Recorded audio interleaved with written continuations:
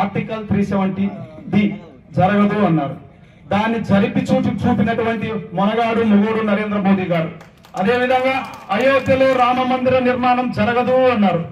అయోధ్యలో రామ మందిర నిర్మాణాన్ని రామాలయాన్ని నిర్మించి ప్రపంచంలోనే అత్యున్నత స్థాయిలో మన భగవంతుడు శ్రీరామచంద్రుడు ఉన్నటువంటి ఆ సంకేతాన్ని చూపినటువంటి మగవాడు మునగాడు మన నరేంద్ర మోదీ గారు. అదేవిధంగా నిన్నటికి నిన్న వక్ఫ్ బోర్డు బిల్లు ఖచ్చితంగా పార్లమెంటు ఆవరణంలో ఎక్కడ కూడా పార్లమెంటు ప్రాంగణంలో ఆమోదించేటువంటి పరిస్థితి లేదు అని పలు సందర్భాల్లో ఈ దేశంలో ఉన్నటువంటి కులతత్వ పార్టీలు, ఈ దేశంలో ఉన్నటువంటి కుటుంబ వారసత్వ పార్టీలు అనేక ప్రగల్భాలు పలికినటువంటి రోజును చూశాం. అదే పార్లమెంటు ప్రాంగణంలో వక్ఫ్ బోర్డు బిల్లును ప్రవేశపెట్టి ఆమోదింపజేసి ఈ యొక్క దేశంలో ఉన్నటువంటి అనేక మంది ముస్లిం పేద వర్గాలకు ఈ రోజు సంక్షేమ ఫలాలు అందించాల్సినటువంటి అవసరం ఉంది, ముందుకు తీసుకువెళ్తామనేటువంటి ఆస్కారాన్ని చూపినటువంటి మగాడు మనుగోడు నరేంద్ర మోదీ.